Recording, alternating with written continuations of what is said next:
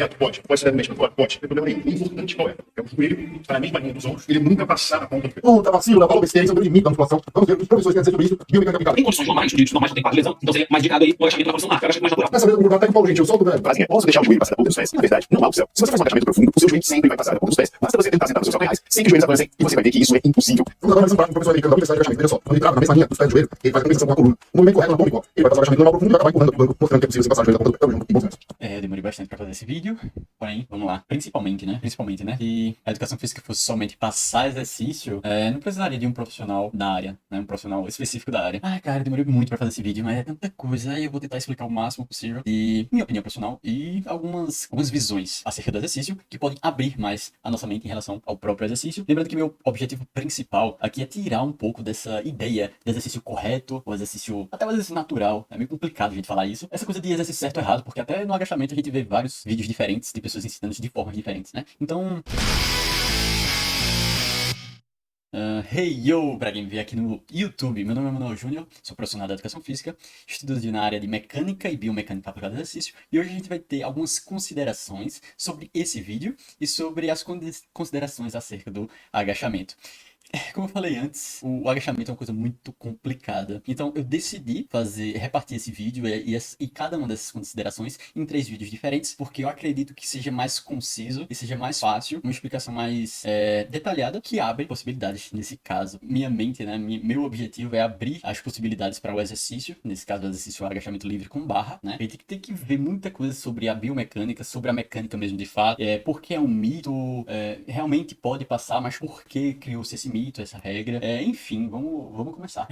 A primeira coisa que eu vou fazer... Reto, pode. Pode ser levemente para fora, pode. Não tem problema nenhum. O importante qual é? É o joelho estar na mesma linha dos ombros. Vamos começar por aqui. O joelho está na linha dos ombros, né? O pé pode ser reto, enfim. Tem algumas considerações mecânicas acerca disso. E como algumas afirmações que eu posso passar aqui, elas não podem ser afirmações somente a partir da minha opinião profissional, né? Assim, pode, mas a gente tem que ter sempre uma base sólida para fazer algumas...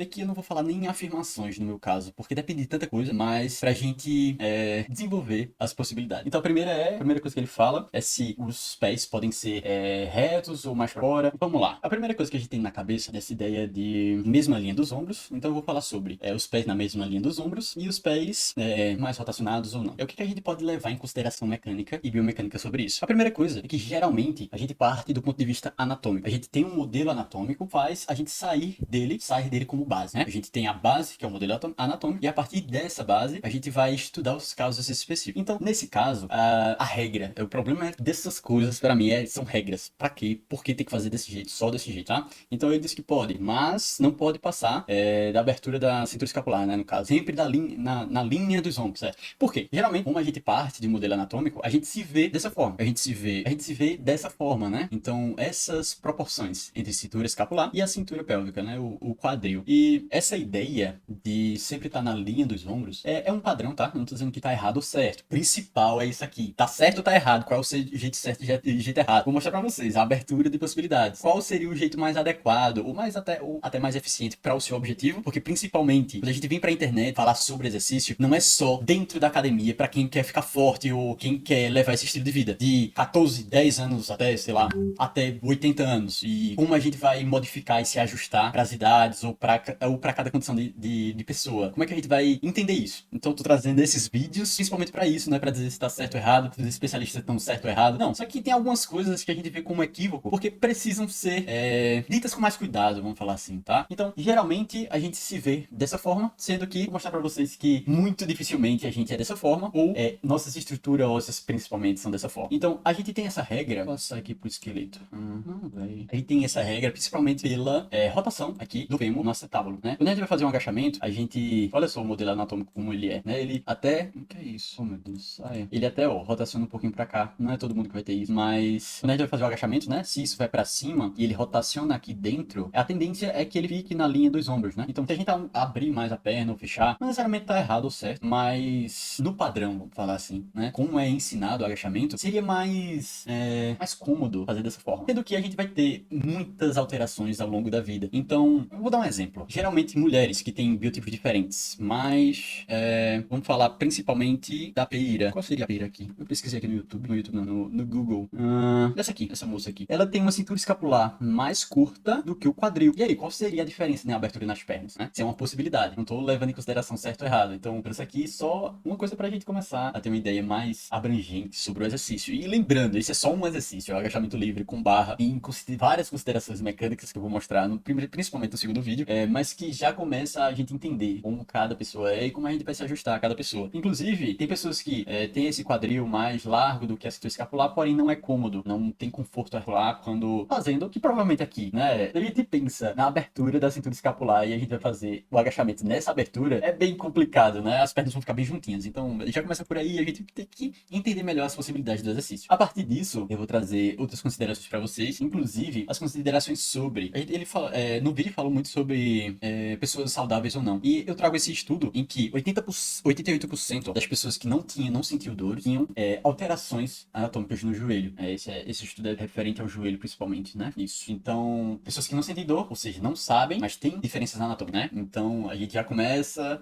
Nos próximos vídeos o próximo vídeo eu vou falar mais sobre isso, mas é interessante a gente ter isso em mente, né? Não é todo mundo atleta, não é todo mundo saudável. E qual é a definição de saudável? Outra discussão. Enfim, mais uma coisa interessante que a gente pode abordar aqui sobre o exercício em questão, o exercício de fato, é o seguinte, de acordo com esse livrinho aqui, acho que é ele que fala sobre isso, Joint Structure and Function, ele fala sobre como as forças, elas atuam no seu esqueleto, né, na sua estrutura óssea. Por quê? Deixa eu ver se eu consigo só deixar eu quero só o osso, só os ossos, tem como, por favor, né? Então, mais uma vez, a gente se vê como um modelo anatômico, né, a gente se vê dessa forma, vamos falar assim. Então, a gente tem a estrutura do quadril desenhada dessa forma, a estrutura do ombro, inclusive, já que ela é inserida aqui dentro da estrutura da glenoide, né, a articulação do ombro, ela tem essa estrutura anatômica, ó, essa bolinha encaixada perfeitamente, e enfim, as escápulas são assim, a clavícula, enfim, a gente tem essa ideia como modelo anatômico. Porém,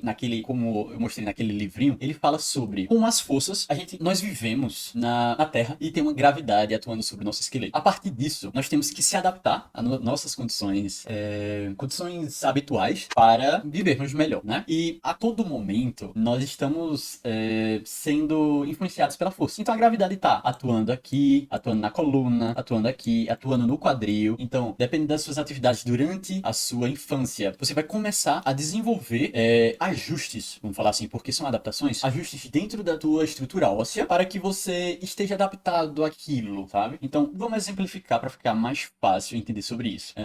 Vou falar sobre... Vamos pesquisar aqui. Eu vou exemplificar sobre o corcunda de Notre Dame. Você já viu, ou já presenciou, ou sabe que tem pessoas que ficam corcunda, né? E pra pessoa ficar corcunda, precisa de várias alterações ao longo do tempo para que aquela estrutura óssea fique daquela forma. Então, ao longo do tempo, enfim, por vetores da força da cabeça para baixo, enfim, né? Eu não sei como exemplificar tão bem assim. A tua coluna, ela vai se adaptando àquelas forças. Pra sempre ser mais... gastar o mínimo de energia, principalmente, vamos falar isso. Então são adaptações, a gente sempre passa por adaptações. E, inclusive, não só o livrinho, mas esse Atlas, aqui ó, Atlas, não sei se é assim que fala, se pronuncia, Sam Reventer, ele fala que cerca de 10% da tua estrutura óssea é remodelada a cada ano. Então a cada 10 anos, você tem praticamente um esqueleto muito diferente do que você teria, do que você tinha há 10 anos atrás. Então teu corpo, ele vai se adaptando, teus ossos vão se adaptando. Outra coisa que dá pra exemplificar isso é o surgimento de osteófitos. Sei que esse vídeo vai ficar com um pouco mais de termos técnicos, mas eu espero que dê pra entender um pouco mais da abertura, do leque de possibilidades que é o exercício. Vamos exemplificar. Geralmente o osteófito é bem atrelado à coluna, mas ele pode estar no cotovelo, vamos falar sobre isso, pode estar nos ombros, é muito visto nos ombros, deixa eu colocar aqui. Ou até no calcâneo, né? O esporão, não sei se você já ouviu falar, mas o esporão é um osteófito, é um crescimento ósseo devido a, geralmente são posições articulares que você não tem capacidade contrátil ou capacidade de estabilização suficiente suficiente para manter aquela integridade articular e o corpo cria um osteófito, que seria uma barreira física, né? Uma barreira óssea, para que você não chegue mais naquela amplitude. E isso é uma adaptação, não tem como dizer se é ruim, que é ruim ou bom, né? Causa muita dor, porém é uma adaptação óssea que a gente deve evitar. Então a gente volta pra questão. Pessoal, vou mostrar essa imagem aqui. Tudo isso, todas essas referências, eu pego a partir do estudo sobre a mecânica do exercício pelo RTS, né? Sempre tudo que eu passo aqui eu aprendi com eles, né? Minha especialização em biomecânica para o exercício é a partir do Resistance Training Specialist aqui no Brasil. E essas imagens eu também tirei de lá, sempre vai estar aqui na descrição, então quem quiser dar uma olhada pode dar uma olhada sobre. Mas ó, olha a estrutura desse quadril, como é diferente dessa. Aqui a crista ilíaca, como essa é mais curvada e essa é mais achatada, vamos falar assim, ou mais rotacionada para baixo. As diferenças de cabeça de húmero, e essas diferenças são dentro da articulação, né? Elas se acoplam à articulação, então modificam as articulações, né? A articulação do ombro, a glenoide nesse caso, e abrir rotacional não, os pés, né? No agachamento. Imagina essa pessoa. A gente tem que ter cuidado, principalmente com o alinhamento patelar. Então, não preste atenção no pé, preste atenção no seu joelho, porque o que é que acontece? O seu joelho, ele vai atuar dessa forma como uma dobradiça. Eu vou dar uma analogia que não cabe às nossas articulações, porque elas não são fixas por um prego, mas que dá uma ideia do que acontece. Eu vou fazer uma analogia para vocês prestarem atenção dos corpos de vocês, ou de quem você esteja orientando, se for um profissional, certo? Então, veja só, esse cara, para fazer uma extensora, o alinhamento patelar dele, como seria, né? Uma perna de um jeito, a outra perna de outro. Então, prestar atenção nessas coisas. E não impor regras. Vai ser nessa abertura, entendeu? Tem que ser na linha dos ombros, enfim. Tô trazendo essa possibilidade. Mas eu vou fazer uma analogia, vou ver se fica mais fácil da gente entender. Um eixo não dobrado assim. Eu tô rindo porque eu me divirto fazendo esses vídeos. Eu espero que esteja interessante pra vocês. Mas vamos lá. A gente vai imaginar que nosso joelho... Vou fazer com vermelho aqui. Aumenta o tamanho. A gente vai imaginar que nosso joelho é uma dobradiça. Mas ele não é, tá? Não tem nenhum prego lá segurando ele no lugar. Então é mais com coisas complicadas a gente discutir sobre. Inclusive, se o exercício causa realmente ajuda na sua postura. Como é que o exercício estimula na postura, né? É diferente do que a gente imagina que seja. Mas vamos lá. Se vocês quiserem vídeo sobre isso, como sempre, comentem nos comentários ou lá no meu Instagram, nas caixinhas dos stories, enfim, a gente tenta se comunicar. A gente fala sobre o exercício e a adaptação postural, né, o ajuste postural, como é que o exercício ele influencia nisso. Como eu já mostrei pra vocês, o esqueleto da gente muda bastante. E o que mais que tava falando? Sobre estrutura e estabilização de uma articulação, né? A gente pode falar sobre isso, mas diga-se de passagem, nossas articulações são seguradas por músculo, não prego. Mas vamos lá, vou explicar um pouquinho pra vocês sobre o que acontece quando a gente não tem um alinhamento patelofemoral, nesse caso do agachamento ou até no extensora. Imagina que é o seguinte, a gente tem aqui essa porta e a gente começa a abrir essa porta puxando ela pra cima. Quando a gente puxa ela pra cima, a força que a gente gerou nessa porta, ela não é distribuída de forma equilibrada nos parafusos. Então o que é que vai acontecer daqui a um tempo? Esses parafusos aqui, provavelmente na verdade esse, né? Ele vai começar a sair, ou ele vai começar a envergar o parafuso do centro aqui também. Pode começar a se envergar, né? Então o que acontece dentro de uma articulação do joelho? A gente pode desgastar mais alguns locais do que outros, podendo gerar assim consequências como uma artrose, né? Ou de início alguns incômodos, enfim. Mas para terminar essa primeira parte do vídeo, né? No próximo vídeo eu vou falar sobre por que foi criada essa regra de não passar o joelho da ponta do pé, e enfim, que tem uma explicação mecânica. Eu vou fazer as explicações mecânicas, tá? Sempre baseado na mecânica, que é o que eu mais domino, né? Atualmente não sei de tudo, mas é o que eu mais sei, tem coisas para falar, né? Espero que também possa ajudar vocês. Mas terminando esse vídeo, o que eu ia falar? Uma dica pra vocês, né? Eu mostrei pra vocês que o corpo de vocês é totalmente diferente, né? De um modelo anatômico de outra pessoa. Vocês podem até ver isso em alguns vídeos, aqueles vídeos... como é que eles fazem? Deixa eu ver se eu consigo aqui. Pronto. Eu tenho certeza que vocês já viram isso em algum local, né? Isso tá certo, tá errado. Inclusive, por que isso aqui acontece? Por que esse calcanhar dela tá subindo? É porque ela quer? Ela consegue não subir o calcanhar? Enfim, a tíbia pode ser de comprimentos diferentes. Mas isso aqui, inclusive, eu vou falar sobre agachamento e habilidade, né? Agachamento é mais uma habilidade do que um exercício específico, né? A gente tem que aprender a técnica, né? A gente tem que aprender a agachar primeiro, pra depois pensar em hipertrofia e fortalecimento. Mas, o que eu ia falar pra vocês? Sobre alinhamento patelar. Preste atenção na sua patela, como é que ela reage às suas rotações de pé. Preste atenção na sua estrutura sobre linha escapular e linha do quadril, a abertura da perna durante o agachamento. Mas, principalmente, faça o exercício da forma mais confortável possível. Conforto articular. Por duas razões. Primeiro, porque mostra que aquele tipo de movimento não tá sendo inadequado pra você, vamos falar assim. Segundo, que quanto mais conforto articular, grava isso, quanto mais conforto articular, mais intensidade você consegue colocar no exercício, mais eficiente se torna aquele exercício por causa disso. Então, a partir disso, veja seu conforto, tente alinhar para ver se você fica mais confortável ainda. Se você fazia de um jeito, tenta fazer de outro, para ver se tem diferença, se você se sente mais confortável, se você sentia dor e